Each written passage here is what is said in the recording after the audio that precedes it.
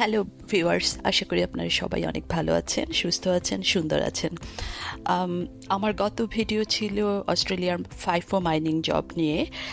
আজকের পর্ব থেকে সামনের কয়েকটি পর্ব আমি অস্ট্রেলিয়ান ফাইফো মাইনিং জবের অ্যাকোমোডেশন, ফুড এবং এন্ট্রি লেভেল জবস এগুলো নিয়ে কথা বলবো।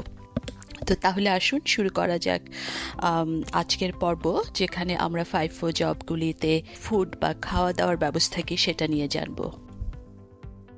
আচ্ছা, আপনি কি কখনো ক্রুজ শিপে গিয়েছেন? ঠিক আছে, ক্রুজ শিপ বাদ দেন, আপনি নিশ্চয়ই কোনো দামি বুফে রেস্টুরেন্টে গিয়েছেন এর আগে, যেখানে আপনার সামনে প্রচুর খাবার সাজানো থাকে এবং আপনি লাইনে দাঁড়িয়ে আপনার প্লেটে একের পর এক খাবার তুলতে থাকেন। অস্ট্রেলিয়ান মাইনিং অ্যাকোমোডেশনগুলোতে আপনি কিন্তু প্রতিদিন দুই বেলা বুফে মিল পাবেন, একটা সকালে ব্রেকফাস্টে আর একটা ডিনারে, আর মাঝখানে লাঞ্চ টাইমটার জন্যে এবং যাবতীয় স্ন্যাক্স হোল ডের জন্যে আপনি প্যাক আপ করবেন আপনার লাঞ্চ বক্সে এবং সেটা নিয়ে যাবেন আপনার কাজের এরিয়াতে।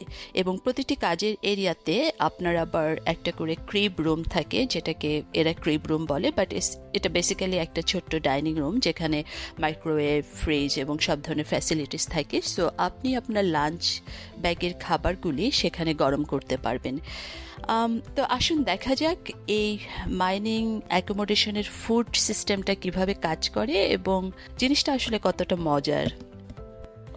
এর আগের পর্বে আপনারা হয়তো ভাবছিলেন যে মাইনিং লাইফ অনেক কঠিন, অনেক বোরিং, কারণ একই কাজ বারবার করতে হচ্ছে। কিন্তু ট্রাস্ট মি, আপনি যখন ফুড এবং অ্যাকোমোডেশনের পার্টটিতে তাকাবেন বা সে সম্পর্কে জানবেন, তখন জানবেন ওভারঅল কিন্তু এটি বেশ ইন্টারেস্টিং একটা জব।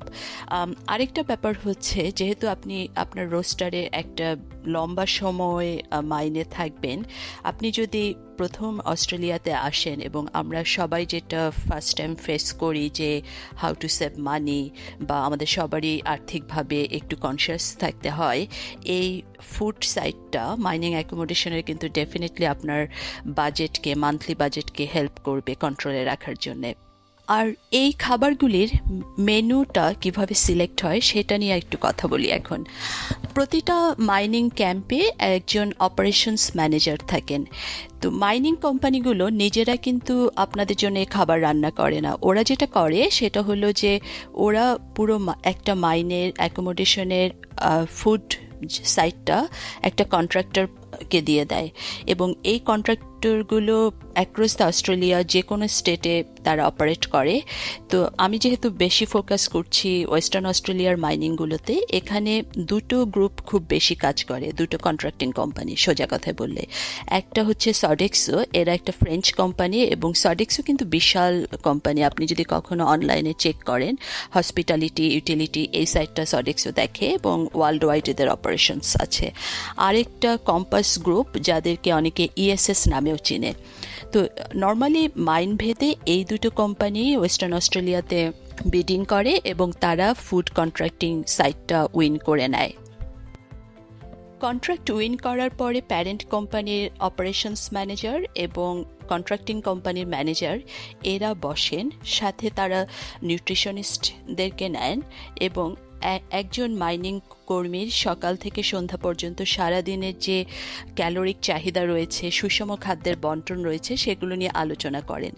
এরপরে যেটা করেন যে বিভিন্ন সার্ভে থেকে উঠে আসা কর্মীদের পছন্দের খাবারের তালিকা, তারা কি ধরনের খাবার পছন্দ করেন, কি ধরনের অবস্ট্যাকল ফেস করেন, কারো কি অ্যালার্জিক সমস্যা আছে কিনা, যেমন হয়তো বাদাম খাওয়ার কারণে কারো অ্যালার্জি হয়, কারো সি ফুড খাওয়ার কারণে হয়, এই জিনিসগুলো তারা বিবেচনায় নেন। এর সাথে অবশ্যই ধর্মীয় এবং কালচারাল জিনিসগুলো বিবেচনায় আসে। তো প্রচুর ডিসকাশন হয় এই ক্যাম্প ম্যানেজার এবং কন্ট্রাক্টিং কোম্পানির ম্যানেজার দুই পার্টির মধ্যে, এবং based on that discussions outcome তারা মেনু ঠিক করেন যে সপ্তাহের 7 দিন সকালবেলা, ধরেন শনিবার সকালে কি ধরনের খাবার হবে, রবিবার সকালে কি ধরনের হবে, এরকম করে 7 দিন সকালবেলা ব্রেকফাস্টের মেনু তারা ঠিক করেন। একইভাবে ডিনারের মেনু ঠিক করা হয়, একইভাবে লাঞ্চের যে প্যাকেজগুলো তৈরি করা হয় সেগুলোর মেনু ঠিক করা হয়। তো ধরুন এখানে আমি একটা এক্সাম্পল দেই। ধরুন ফ্রাইড রাইস দেয়া হবে সোমবার রাতে ডিনারে। তো এই ফ্রাইড রাইসে কি কি ইনগ্রেডিয়েন্ট থাকবে, কোন ধরনের স্পাইস ব্যবহার করা হবে, কোন ধরনের সস ব্যবহার করা হবে, কি পরিমাণে রান্না করা হবে, মানে কতগুলো মানুষের জন্যে, এবং রেসিপির স্টেপ বাই স্টেপ কোনটার পরে কি কি করা হবে, এগুলো সব কিন্তু ডকুমেন্টেড হবে ওই মিটিংয়ের আউটকাম হিসাবে। এবং শেফ যখন রান্না করবেন পরবর্তী 3 মাস একই ধরনের ফ্রাইড রাইস প্রতি সোমবার, তাকে অবশ্যই সেই রেসিপি সেই ইনগ্রেডিয়েন্টস ফলো করেই কিন্তু রান্না করতে হবে। এখান থেকে চেঞ্জ করা কোনোভাবেই তাকে তার নিজের মতো রান্নার কোনো চেঞ্জ আনা যাবে না। আর সে যে ঠিক মতো সব ইনগ্রেডিয়েন্টস ফলো করছে কিনা, সব স্টেপস ফলো করছে কিনা, ফুড সেফটির যে স্টেপসগুলো আছে যাতে ফুড কন্টামিনেটেড না হয়, কারো যেন ফুড পয়জনিং না হয় এসব খাবারকে, এগুলো হচ্ছে রেগুলারলি চেক করবেন মাইনিং অপারেশনস ম্যানেজারের টিম, যারা প্যারেন্ট কোম্পানি থেকে আসছেন। সো আপনার এটা কখনোই ভয় পাওয়ার কারণ নেই যে এতগুলো 1500 বা 2000 মানুষের খাবার প্রতিদিন রান্না হচ্ছে এবং সেখানে খেয়ে হয়তো কোনো কারণে আমার ফুড পয়জনিং হলো। কারণ এই পুরো ব্যাপারটাকে খুব সিরিয়াসলি দেখা হয় প্রতিটা মাইনিং কোম্পানিতে। এটার দুটো কারণ আছে। একটা, অবশ্যই যদি কোনো কর্মী অসুস্থ বোধ করেন, সেই কর্মীটি সে দিনের জন্য বা কয়েকদিনের জন্য কাজ করতে পারবেন না। এতে কি হবে, মাইনিং কোম্পানি টাকা লুজ করবে, কারণ তাদের একটা কর্মী কাজ করতে পারছে না। আরেকটা যে জিনিসটা হয়, এই নিউজটা মিডিয়াতে চলে আসে, এবং মিডিয়াতে যখন চলে আসে এটা তাদের রেপুটেশনে ক্ষতি করে, এবং তাদের যে শেয়ার হোল্ডার্সরা আছে, হ্যাঁ, একটা বড় মাইনিং কোম্পানির অনেকগুলো শেয়ার হোল্ডার্স থাকে, তারা যখন নিউজে দেখলো যে XYZ কোম্পানির কর্মীরা অসুস্থ হয়ে গিয়েছে ফুড কন্টামিনেশনের কারণে, এই জিনিসটাকে খুব বাজেভাবে দেখা হয় এবং ইমিডিয়েটলি তাদের শেয়ার প্রাইস কমে যায়।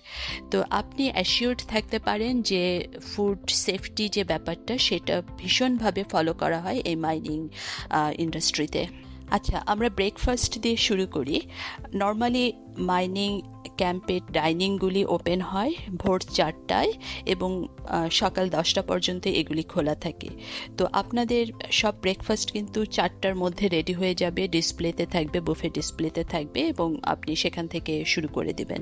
সব ধরনের, আগেই বলেছি যে সব ধরনের খাবারই সেখানে থাকবে, আপনার চয়েস মতো আপনি নিতে পারেন। তো নর্মালি যেটা করে কর্মীরা, তারা পিপি পরে নেন, মানে মাইনের যে regular dress up, high visibility shirts, boots, সব কিছু পরে রেডি হয়ে তারা ডাইনিংয়ে ঢোকেন এবং তাদের পছন্দ মতো খাবার দিয়ে ব্রেকফাস্ট করেন।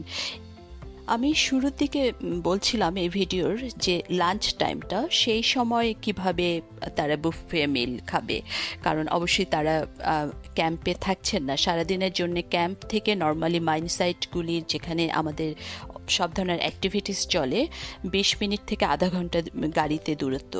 তো যেটা বেসিক্যালি হয়, লাঞ্চের খাবারের জন্য সকালবেলাতেই প্রত্যেকে তাদের লাঞ্চ ব্যাগে খাবার প্যাক আপ করে নেন। তারা নিজেরা বাসা থেকে বক্স নিয়ে আসতে পারেন, লাঞ্চ বক্স, এবং একই সাথে কিছু প্যাকেজড ফুড থাকে যেগুলো ফ্রিজে সাজানো থাকে। এবং এই প্যাকেজড ফুডগুলিতে কি কি ইনগ্রেডিয়েন্ট দিয়ে এই স্যান্ডউইচটা বানানো এবং এটা কবে বানানো, এটা এক্সপায়ার কবে সেই জিনিসগুলি মেনশন করা থাকে। তো একজন কর্মী, সে ধরেন তার ব্রেকফাস্টের পরে লাঞ্চের জন্য খাবার প্যাক করবেন, সে বেসিক্যালি এই ফ্রিজগুলি থেকে তার পছন্দ মতো খাবার নেবেন। সে যদি 5টা স্যান্ডউইচ খেতে চায়, ফাইন, সে 5টাই নিতে পারবে। নাম্বার সেখানে রেস্ট্রিক্টেড না, আনলিমিটেড চয়েস, আপনি কতগুলি খেতে পারেন। তারপর আমি পার্সোনালি দেখেছি অনেকে সিদ্ধ ডিম নেয়, অনেকে বক্স ভর্তি সালাদ নেয়। সো এগুলো পুরোপুরি তাদের পার্সোনাল চয়েস। বাট এগেইন, যেটা আমি বলছিলাম, খুবই হেলদি মেনু এবং আপনার সব ধরনের পছন্দের এবং দরকারি খাবার এখানে আপনি পাবেন। তো এই প্যাকেজগুলি তারা স্যান্ডউইচ হতে পারে, র্যাপ হতে পারে, এগুলো ব্যাগে নিয়ে নেন। এবং যখন তারা ধরেন একটা কনভেয়ার বেল্টের পাশে কাজ করছে বা একটা বিশাল মেশিনের পাশে কাজ করছে, তো কাছাকাছি জায়গায় ছোট্ট ক্রিব রুম বা ছোট্ট ছোট্ট ডাইনিং রুম থাকে, যেখানে সিঙ্ক থাকবে, খাবার গরম করার ফ্যাসিলিটিস থাকবে, টোস্টার থাকবে, পাই ওয়ার্মার থাকবে, এরকম বিভিন্ন ধরনের ফ্যাসিলিটিস থাকবে। সো লাঞ্চ ব্রেকে তারা ওইখানে গিয়ে খাবারগুলি গরম করে খেতে পারেন। তো এই অংশটা, সারাদিনের এই লাঞ্চ অংশটা হচ্ছে আপনার একদম কর্মস্থলে খেতে হবে, কিন্তু সকালের ব্রেকফাস্ট এবং রাতের ডিনার এটা অবশ্যই আপনি মাইনিং ক্যাম্পে এসে খাবেন। রাতের ডিনারের টাইম শুরু হয় সন্ধ্যা 6টা থেকে রাত 9টা পর্যন্ত। এই সময়ে প্রতিটি ডাইনিংয়ে সব ধরনের খাবার রেডি থাকবে। নর্মালি কর্মীরা 6টার মধ্যে ফিরে আসেন তাদের শিফট শেষ করে। যেটা তারা করেন বেশিরভাগ কর্মী, তারা তাদের ক্যাম্প রুমে গিয়ে একটা শাওয়ার নেন, কাপড় চোপড় চেঞ্জ করে রিল্যাক্স ক্যাজুয়াল ড্রেস পরেন এবং তারপরে তারা চলে আসেন ডাইনিংয়ে তাদের কনভিনিয়েন্ট সময় মতো, এবং এসে তারা তাদের পছন্দের খাবারগুলি খান।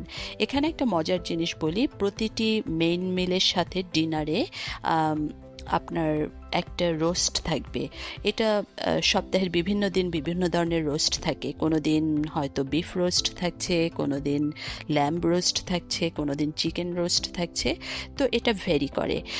রোস্টের সাথে ডেফিনেটলি বেশ কয়েক পদের সবজি থাকবে, এবং এই সবজিগুলো ভাজা পোড়া কম হয়, বেশিরভাগ সময় এগুলি স্টিমড ভেজিটেবলস হয়, যাতে আপনার হেলথের ব্যাপারেও তারা সচেতন থাকে বলে এই ব্যাপারটা ঘটে।